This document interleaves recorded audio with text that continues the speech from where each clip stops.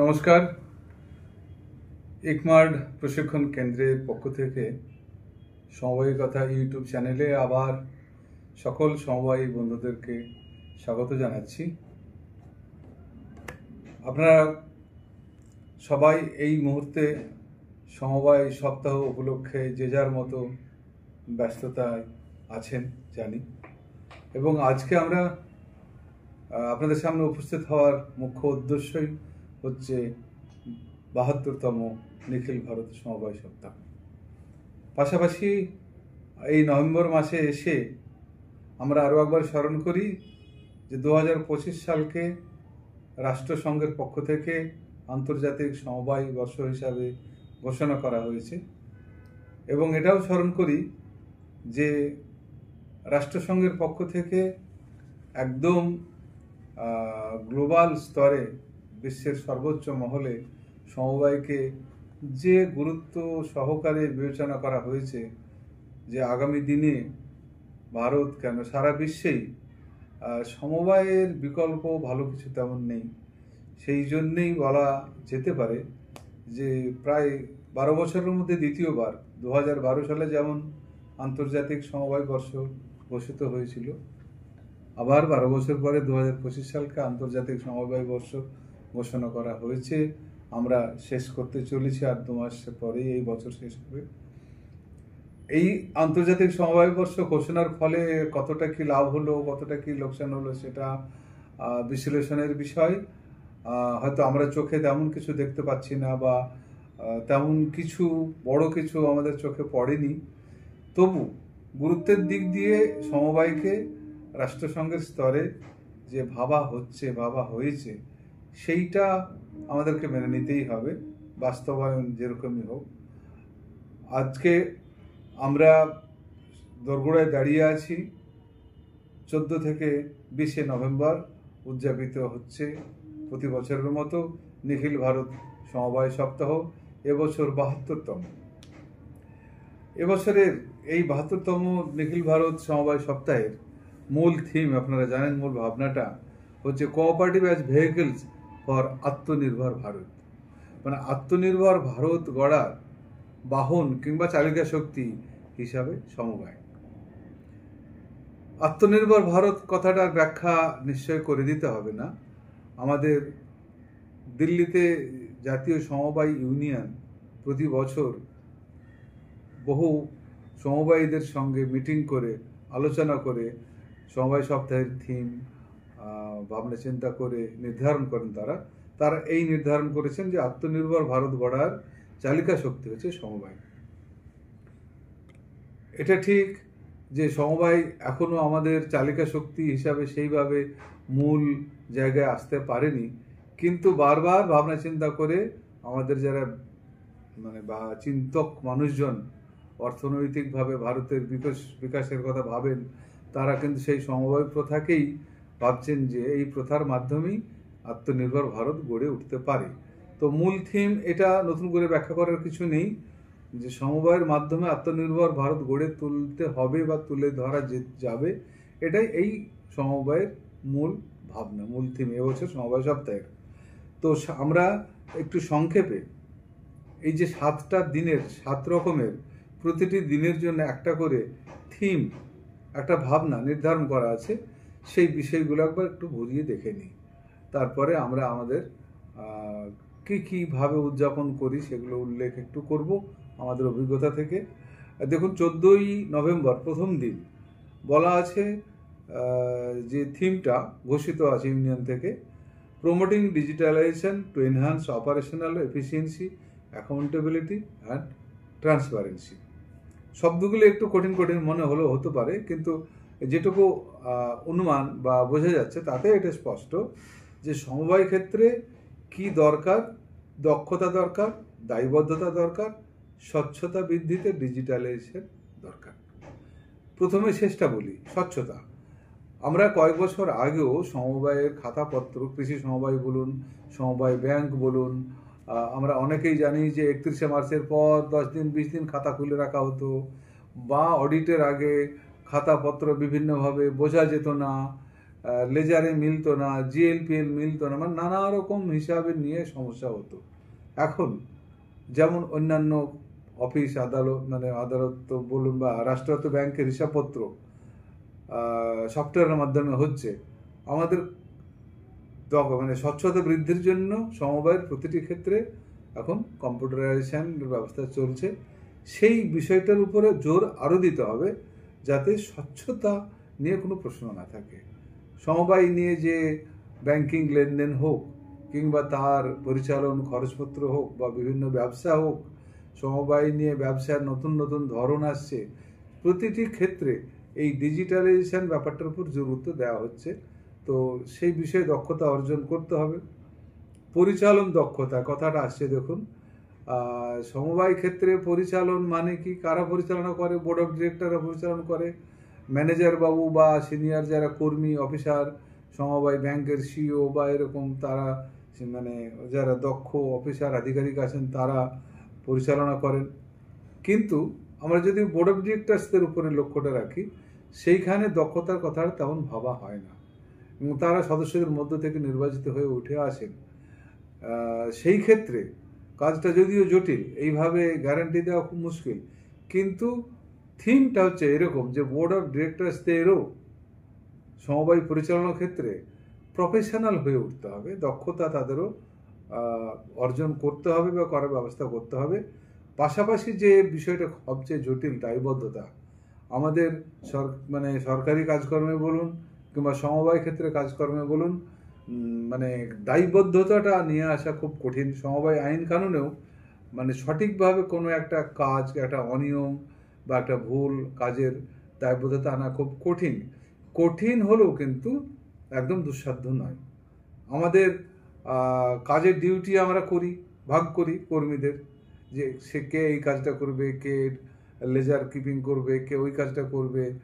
তো সেই কাজের পাশাপাশি কোথাও যদি ভুল হয়, তাহলে কিন্তু দেখা যায় যে ও ওই কাজটা করেনি বললে নিচের ধাপে উপরের ধাপে কাজটা হয়নি, এইরকম।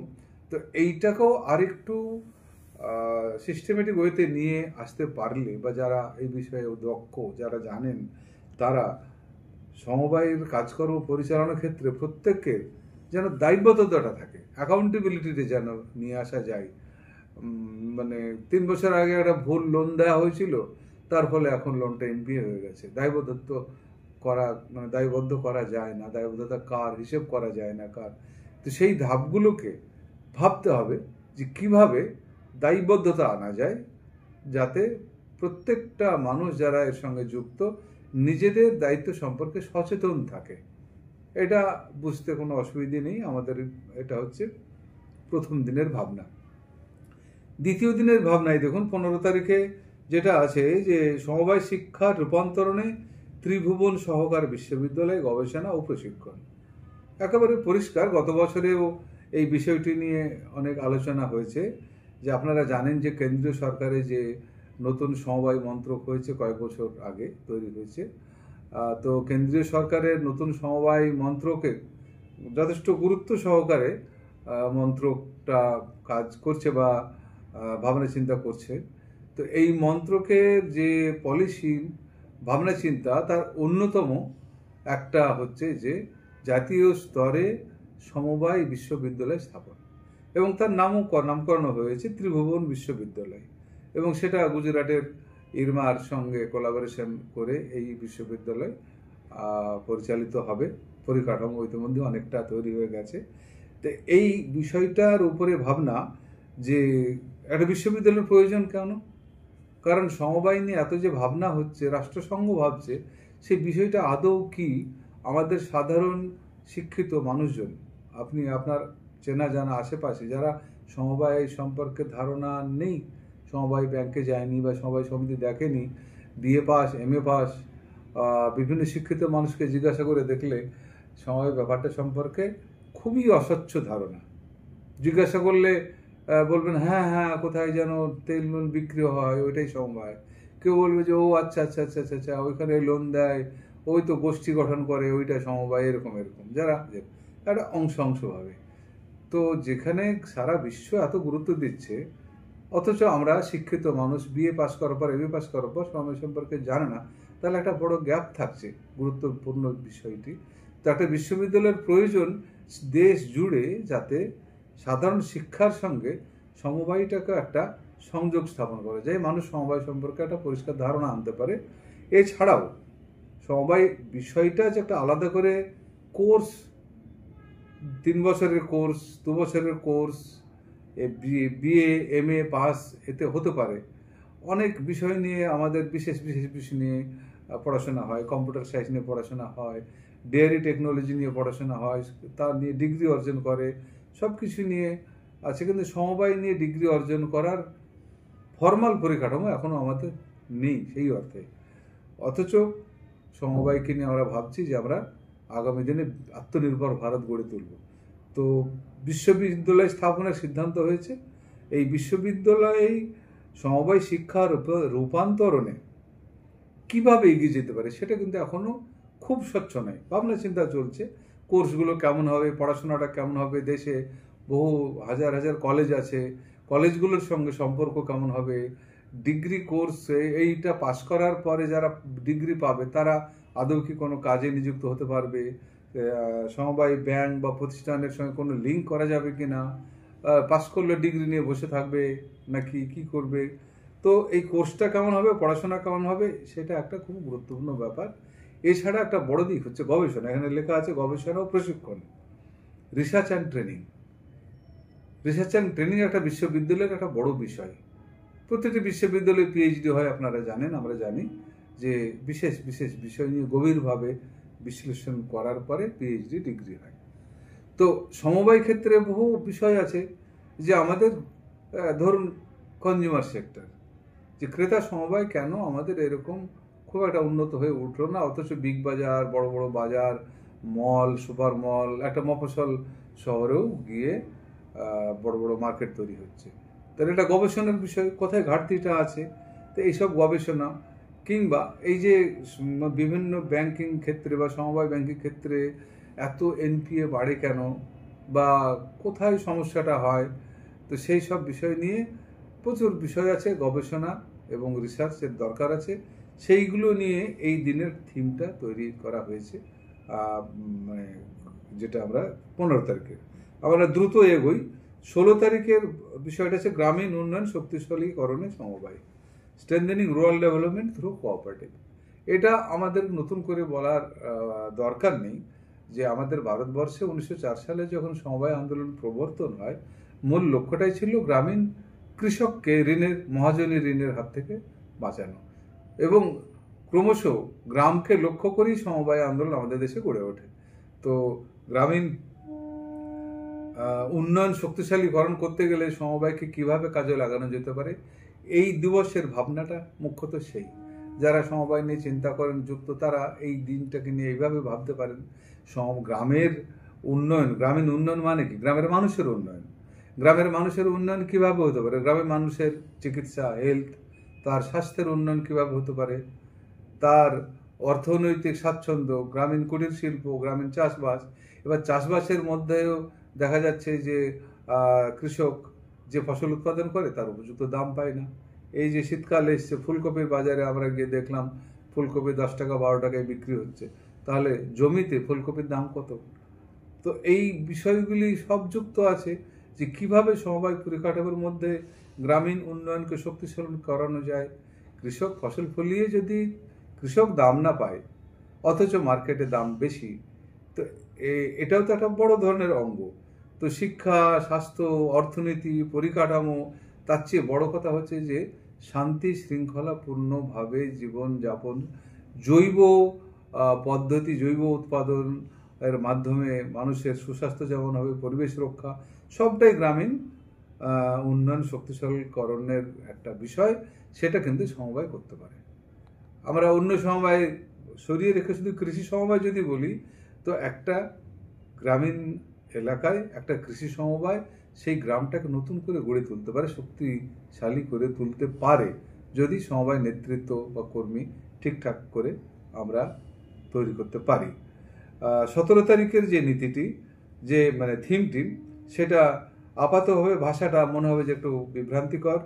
অনেকের কাছে আমার প্রশ্ন করছে যে national cooperative policy ecosystem structured roadmap for Indian cooperatives. এটার মানে কি?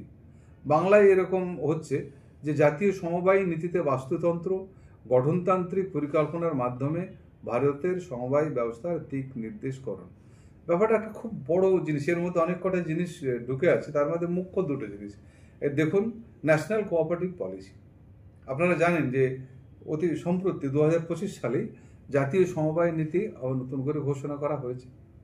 অনেকে খবর যারা রাখেন, এই জাতীয় সমবায় নীতির অনেকগুলো দিক আছে, তার মধ্যে একটা অন্যতম দিক হচ্ছে যে 2047 সালের মধ্যে বিকশিত ভারত গড়ে তোলা, 50 কোটি মানুষকে সমবায়ের আওতায় নিয়ে এসে কর্মসক্ষম করে তোলা, এরকম অনেকগুলো দিক আছে। আর একটা গুরুত্বপূর্ণ ওর মধ্যে বিষয় আছে যে ইকোসিস্টেম, পরিবেশ। এই পরিবেশটা সমবায়ের সাথে কি সম্পর্ক, এইটা নিয়ে অনেকে ভাবতে পারেন যে ওটা তো ব্যাপার আলাদা, গ্লোবাল ওয়ার্মিং, প্লাস্টিকের ব্যবহার, রাসায়নিক সারের কুফল ইত্যাদিতে আমরা শুনে থাকি। কিন্তু সমবায় নীতিতে এটার সঙ্গে যুক্ত করার কি কারণ? এটা ব্যাখ্যা করার প্রয়োজন নেই, কারণ মানুষের জন্য যে সমবায়, এবং সমবায় করে মানুষ, সমবায়ে কাজ করে মানুষ, এবং সমবায়ের মূল কথা হলো যে একসঙ্গে চলা, যৌথভাবে চলা, যৌথভাবে সিদ্ধান্ত নেওয়া বা ইত্যাদি। তো এই 17 তারিখের যে মূল থিম, সেখানে জাতীয় সমবায় নীতির বিষয়টি আছে যে আমাদের সমবায় নীতির যে মূল দিকগুলি, যে 2047 সালের মধ্যে যে বিকশিত ভারত, সেই বিকশিত ভারত কেমন হবে, সেটা কিন্তু ইকোসিস্টেমটা তার যেন সঠিক হয়। আমরা জানেন যে বাস্তুতন্ত্র, ইকোসিস্টেম বলতে গেলে আমাদের গাছপালা নষ্ট, ধ্বংস হয়ে যাচ্ছে, মেরু অঞ্চলের বরফ গলে সমুদ্রের জলস্তর বাড়ছে। এবছর তো প্রায় বর্ষাকাল চলে গেল, গ্রীষ্মকাল বুঝলাম না। গত বছর প্রচণ্ড গ্রীষ্মকাল ছিল। এইরকম আবহাওয়ার যে পরিবর্তন ঘটছে, সেটা একদম কি বলবো, যে মানে আমরা আমাদের অজান্তে ঘটছে না, মানুষের আচরণের ফলেই ঘটছে কিন্তু।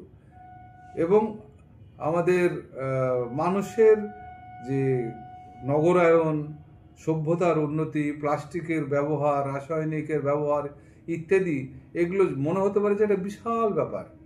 আসলে বিশাল লত্বটাই ভাবনা 17 তারিখে বলা হচ্ছে যে আমাদের ছোট ছোট গ্রামীণ সমবায়গুলি একত্রিত হয়ে জেলা কেন্দ্রীয় সমবায় তৈরি হয়, জেলা কেন্দ্রীয় থেকে রাজ্য সমবায় হয়, সেখান থেকে জাতীয় সমবায় হয়।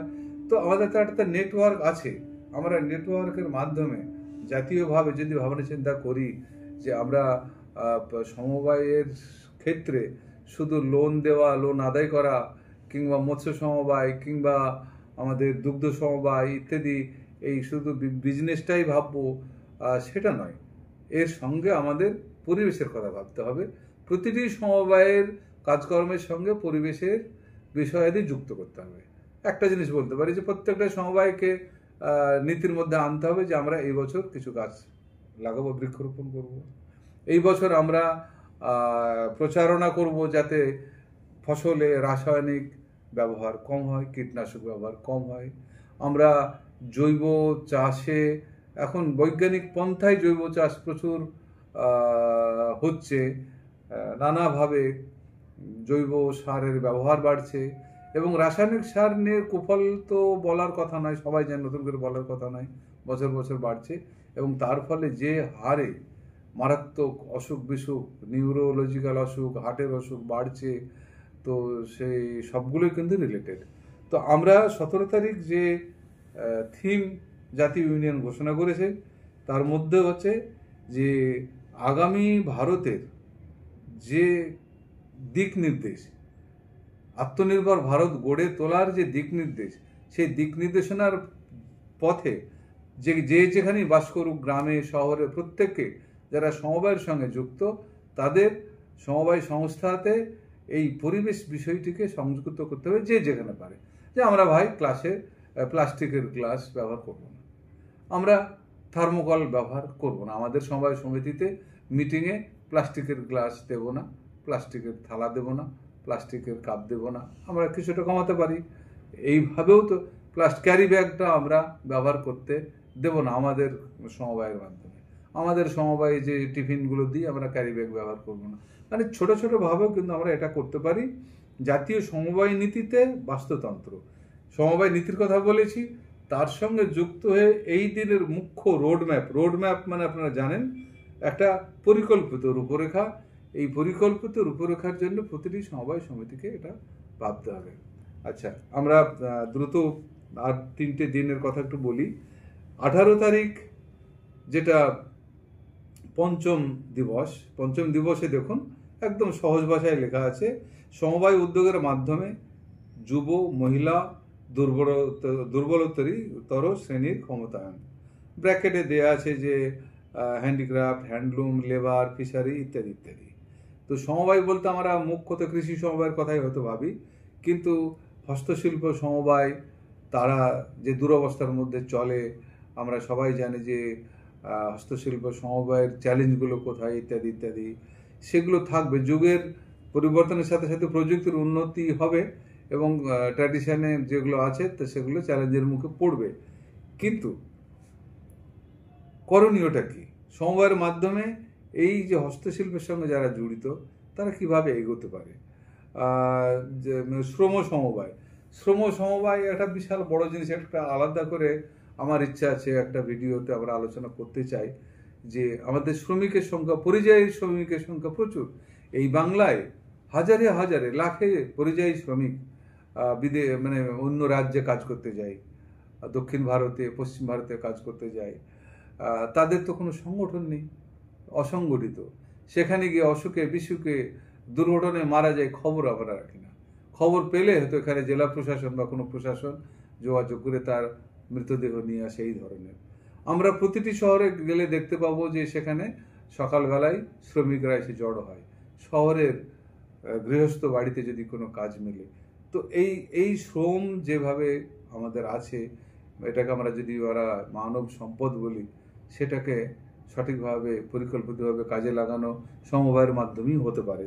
তো মৎস্যজীবীদের সমবায় নিয়ে আমরা কিছুদিন আগে প্রশিক্ষণ হচ্ছিল। মৎস্যজীবী সমবায়ীরা বলছেন যে কি ধরনের চ্যালেঞ্জ তাদের সামনে। জলাশয়, জলাভূমিগুলো চলে যাচ্ছে, নষ্ট হয়ে যাচ্ছে, মৎস্যজীবীরা যাবে কোথায়? মৎস্যজীবীর পরবর্তী প্রজন্মের ছেলে মেয়েরা আর মৎস্যজীবিকার মধ্যে থাকতে চায় না, তাহলে কি করণীয়? প্রচুর ভাবনা চিন্তার স্কোপ আছে। মোট কথা, এই দুর্বলতর শ্রেণীর ক্ষমতায়ন সমবায়ের মাধ্যমে কিভাবে হতে পারে। এর মধ্যে স্বয়ম্বর গোষ্ঠীর বিষয় চলে আসবে যে মহিলাদের ক্ষমতায়ন নতুন করে বলার দরকার নেই। আমাদের এই রাজ্যে প্রায় 2 লক্ষ স্বয়ম্বর গোষ্ঠী, তাতে প্রায় 20 লক্ষ মহিলা বা পরিবার যুক্ত। এটা একটা বিশাল ব্যাপার, বড় ব্যাপার। ক্ষমতায়ন গত 20 বছরে নিঃশব্দ বিপ্লব ঘটেছে সমবায়ের মাধ্যমে। অনেকে হতাশা যারা বোধ করেন তাদেরকে আমরা বলবো দেখতে যে আমাদের রাজ্যে স্বয়ম্বর গোষ্ঠীর বিবর্তন শুধু কৃষি সমবায়ে, আমরা পঞ্চায়েতি সমবায়ের কথা আমি সরিয়ে রাখলাম, কৃষি সমবায়ে যে বিবর্তন ঘটেছে মহিলাদের, একটা নিঃশব্দ বিপ্লব। একটা জেলায় মানে 100, 150, 200 কোটি, নদীয়া জেলায় 450 কোটি কি 500 কোটি টাকা গত বছরই ঋণ দিয়েছে মহিলাদের, যাদের 1 বিঘে জমি, 1 কাঠা জমি বন্ধক নেই, এবং তাদের প্রায় 90% তারা আদায় রিকভারি হয়। গত 20-25 বছরে কোনো মামলা মোকদ্দমা হয়নি। এবং ক্ষমতায়ন বিভিন্নভাবে, উদাহরণ আমরা দিলে বাড়বে শুধু, তারা ঋণ নিচ্ছে, শোধ করছে, এটা একটা বিশাল ক্ষমতায়ন। এবং এই ক্ষমতায়নের লক্ষ্যে আপনারা আলোচনা করতে পারেন। আমি একটু উল্লেখ করব যে আমাদের মাননীয় রেজিস্ট্রার মহাশয়, সমবায় নিবন্ধক, এই বছরই কয়েক মাস আগে একটা সার্কুলার জারি করেছেন যে মহিলাদের ক্ষমতায়নের লক্ষ্যে প্রতিটি জেলাতে, প্রতিটি রেঞ্জে সমবায় স্বয়ম্বর গোষ্ঠীদের ফেডারেশন গঠন করতে হবে। এই নিহিত বিষয়টি এর সঙ্গে সংযুক্ত আছে যে তাদের শক্তিটাকে কেন্দ্রীভূত করতে গেলে, মহিলাদের শক্তিকে সংঘবদ্ধ করতে গেলে ফেডারেশন দরকার বা সংগঠন গড়ে তোলা দরকার, সংঘ গড়ে তোলা দরকার। তো এই দিনের ভাবনাটা, এই 19 তারিখের ভাবনার মধ্যে দেখুন আছে যে পর্যটন, স্বাস্থ্য, সবুজ শক্তি মানে গ্রিন এনার্জি। যে কথা আমরা আলোচনা করেছি যে এনার্জি তো বহু রকমের আছে, তার মধ্যে গ্রিন এনার্জি মানে যে এনার্জি আমাদের কুফল দেবে না, যেটা প্রাকৃতিক উপায়ে পাবো আমরা যে এনার্জি, মোট কথা জৈব প্রযুক্তি ইত্যাদি।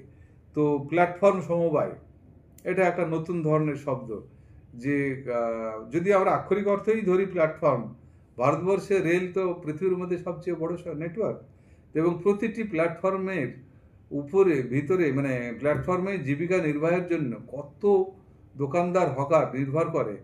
এই যারা জীবিকা নির্বাহের জন্য আছে প্ল্যাটফর্ম ভিত্তিক, তাদের নিয়ে সমবায় গড়ে তোলা যায়, গড়ে তোলা উচিতও বটে। তাতে দুটো কাজ হবে, একটা নীতি রূপরেখা আসবে, নিয়ম নীতির মধ্যে তারা আসবে, আবার তাদের মধ্যে একটা সম্পর্ক গড়ে তুলবে, কেউ দুর্বল হলে আরেকজন পাশে দাঁড়াতে পারবে।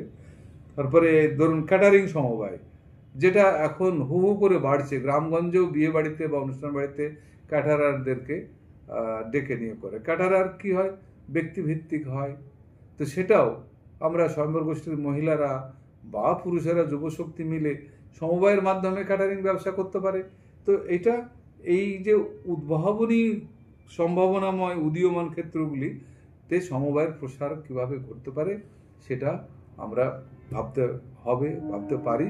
প্রতিটি দিবস নিয়েই বিস্তারিত আলোচনা করা উচিত, স্কোপ আছে যে নতুন নতুন ক্ষেত্রে সমবায়কে প্রসারিত করতে হবে। পরিষেবা সমবায়কে এখন বাড়াতে হবে, উৎপাদন সমবায় অপেক্ষা পরিষেবা সমবায়ের গুরুত্ব বা সম্ভাবনা অনেক বেশি। শেষ দিন যেটা 20 তারিখ, সেখানে সমাপনী দিবসে আবার একটা অন্যরকম ভাবনা আছে, সেটা একটা গ্লোবাল ভাবনা, মানে সারা পৃথিবীব্যাপী। ভাষাটা হচ্ছে innovative cooperative business models for global competitiveness. আমরা একটা গ্রামের সমবায়ের মানুষ, কোথায় গ্লোবাল কম্পিটিটিভনেস আসবে তা নিয়ে ভেবে কি করবো এরকম একটা প্রশ্ন আসতে পারে। কিন্তু দেখুন, ছোট ছোট বিন্দু মিলেই তো সমুদ্র হয়। আপনার গ্রামে বড় বড় কর্পোরেট হাউসের বিজনেস, দোকান কাউন্টার কিন্তু চলছে, বিভিন্নভাবে চলছে। এমনি সরাসরি দোকান আছে, ফ্র্যাঞ্চাইজি দিয়েও আছে। তো আমরা ছোট করে ভাবতে পারি, বড় করেও ভাবতে পারি। যারা মানে বড় স্তরে আছেন, যে কোঅপারেটিভকে আজকে আমাদের আমুল, ইফকো, ক্রিপকোর মতো যে বড় বড় কোঅপারেটিভ, তারা তো বিশ্বমানের প্রতিযোগিতায় তারা সফল, বিশ্বমানের ভাবনাতে তারা সফল। আমরা অন্যান্য ক্ষেত্রেও কিন্তু ভাবতে পারি যে কিভাবে উদ্ভাবনী ব্যবসার ভাবনা পরিকল্পনা ভাবা যায়। ভাবতে ভাবতে কিছু বেরিয়ে আসতে পারে, বেরোবেই তার গ্যারান্টি কিছু নেই, কিন্তু ভাবতে দোষ কি? সমবায় শক্ত তো ভাবনার জন্যই। আমরা যে যেখানে আছি তারা সেইখানেই ভাবতে। আর মানে কয়েক মিনিট আপনাদের সময় নেব। এই দিবসের ব্যাখ্যাগুলি একদিনে সব দিবসের ব্যাখ্যা করা সম্ভব নয়, এবং সেই ব্যাখ্যাটা আবার আমার মতো করে হবে, আর আপনাদের মাথায় আবার অনেক অন্যরকম নতুন ভাবনা আসতে পারে বিষয়টা নিয়ে। তো যেটা শেষ করি, এই 14 থেকে 20 তারিখ এটা সমবায় সপ্তাহ। প্রতিটি সমবায় প্রতিষ্ঠানের এটা দায়িত্ব কর্তব্যের মধ্যে পড়ে যে যথাযোগ্য মর্যাদা সহকারে যার যেরকম সাধ্য উদযাপন করা। আমরা কয়েকটা বিষয় বলি। আগামী 14 তারিখ, মানে প্রথম দিবসে প্রতিটি সমবায় প্রতিষ্ঠান যেন সমবায় পতাকাটা উত্তোলন করে।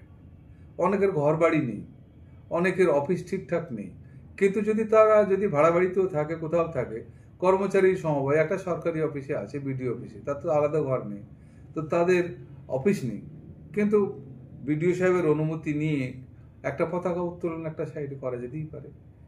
একটা জানলাতেও একটা পতাকা বেঁধে দেওয়া যেতে পারে, যে লোকজন এলে বোঝা যাবে যে এটা একটা সমবায়। কিসের পতাকা এটা? সমবায় পতাকা কোথায় পাবেন? আপনারা 7টা রঙের পতাকা, যেটা রামধনুতে থাকে, রংধনুতে বিপজিওর 7টা রঙের পতাকা তৈরি করে নিতে পারেন দোকানে গিয়ে। লাল রংটা উপরে থাকে, আমাদের এটা রীতি আর কি। কিংবা সমবায় ইউনিয়ন, প্রত্যেকটা জেলাতে অফিস থাকে, তারা স্টোর করে রাখে, তারা বিক্রি করে। 3x2 বা 4x3 এরকম আমাদের সমবায় পতাকা কিনতে পাওয়া যেতে পারে, বানিয়ে নিতে পারেন। পতাকা উত্তোলন এটা মর্যাদার প্রথম দিন, 7টা দিন পতাকাটা উত্তোলিত থাকতে পারে। দ্বিতীয়ত, আজকাল একটা বিষয়কে সেলিব্রেট করার জন্য কি করে আলোকমালা দিয়ে সজ্জিত হয়। তো আমরা সমবায়ের যাদের যাদের নিজস্ব অফিস আছে, একটা আলোকমালা দিয়ে সজ্জিত করতে পারি। এই বছরই একটা একটু তফাৎ হয়েছে। অন্যান্য বছর প্রায়ই ভাইফোঁটা বা দেওয়ালির সঙ্গে সমবায় সপ্তাহ মিলেমিশে যায়, 14-15 তারিখে ভাইফোঁটা পড়ে যায়, তো এরকম ঘটে। তো তখন লোকে মনে করে বোধহয় দীপাবলির জন্যই আলোকমালা ইত্যাদি ইত্যাদি। তো এই বছর দীপাবলি হয়ে গেছে, এখন সমবায় অফিসগুলিতে আপনারা একটুখানি করতে পারেন আলোকসজ্জা। প্রতিটি সমবায় সমিতি 7 দিনের মধ্যে একটা দিন নিজেদের মধ্যে, বাইরে থেকে বড় অতিথি আনতে হবে বা সাহেবদেরকে ডেকে আনতে হবে, প্রচুর খরচ করতে হবে এরকম মানে নেই, একটা ছোট অনুষ্ঠান করুন আপনার সদস্যদেরকে নিয়ে, যেখানে এটা সমবায় সপ্তাহ, তারা জানুক। এবার যদি সম্ভব হয় আপনার যদি একটু বড় করে ডাকা যায় এই সমবায় সপ্তাহের অনুষ্ঠানে, যারা ভালো সমবায়ী তাদেরকে কিছু সম্মান জানাতে পারেন, ছাত্রছাত্রীদের একটু করে মানে সম্বর্ধনা দিতে পারেন, বা এই যে 7 দিনের আলোচনা, বা কারো ক্ষোভ থাকলে, কারো দুঃখ থাকলে, এমনকি সাংস্কৃতিক অনুষ্ঠান, গান বাজনা সাধারণভাবে হতে পারে। কি লক্ষ্যটা আছে সমবায় সপ্তাহ এটা। এছাড়াও আপনাদের বলি যে বেশ কিছু জেলাতে একটা ব্লক কমিটি তৈরি করে সেই ব্লকের সমস্ত রকমের সমবায় সমিতি মিলে একটা জেনারেল বডি তৈরি করে চাঁদা তোলে। তো সাধারণত কৃষি সমবায় সমিতিগুলি নেতৃত্ব দেয়। আমরা নদিয়া জেলায় আমরা মানে জানি যে প্রত্যেকটা ব্লকে ব্লক কমিটি আছে। করিমপুর 1-2 নম্বর ব্লক একসঙ্গে উদযাপন করে, এরকম আছে। তো তারা ব্লকের সমস্ত রকম সমবায় সমিতি মিলে কমিটি করে। আরও যেমন হাওড়াতে আছে, বা মানে মালদা, দিনাজপুরেও দেখেছি, বিভিন্ন জায়গায় আছে। তো সমবেতভাবে একটা ব্লকে একসঙ্গে অনেক সমবায় সমিতি, সেখানে যারা অন্য সমিতি আছে, ইঞ্জিনিয়ার আছে, লেবার আছে, এমপ্লয়িজ ক্রেডিট কোঅপারেটিভ আছে, বিডিও অফিসের সমিতি আছে, মৎস্যজীবী আছে, হস্তশিল্প আছে, তাঁতশিল্প আছে, সব রকমের সমবায়ের কাছে একটা মানে চাঁদা ধার্য করে অল্প বিস্তর কম বেশি মিলে সমবেতভাবে একটা দিন সমবায়ের ছাতার তলে আমরা যদি অনুষ্ঠান করি, তাহলে কি হয়, একটা পরিচিতি হবে, চেনাচিনি হবে। সময় আজকে অনেক বেড়ে গেল, আমরা সমবায় সপ্তাহের মধ্যে পারলে আবারও যদি ইচ্ছে পারি তাহলে আবার মুখোমুখি হব। সবাইকে সমবায় শুভেচ্ছা জানাচ্ছি। আশা করি এই আন্তর্জাতিক সমবায় বর্ষের সমবায় সপ্তাহ আমাদের রাজ্যে সব জায়গায় ভালোভাবে উদযাপিত হবে। বিভিন্ন হোয়াটসঅ্যাপ গ্রুপের মাধ্যমে আমরা দেখতে পাই, ফেসবুকে সমবায় সংবাদ সহ বিভিন্ন রকমের পেজ আছে সমবায়ের। আপনারা সমবায়ের খবর ফেসবুকে পোস্ট করুন, ফেসবুকে নানান ধরনের খবর পোস্ট হয়, কিন্তু সমবায়ের ম্যানেজার বাবু বা যিনি কর্মী, আপনার সমবায়ে একটা ভালো অনুষ্ঠান হয়েছে আপনার পেজে পোস্ট করুন, যারা সমবায়ের বাইরের মানুষ তারা দেখতে পাবে। প্রচার আরও একটু বেশি করে হোক, মানুষ বুঝুক। ভালো থাকবেন সবাই, নমস্কার।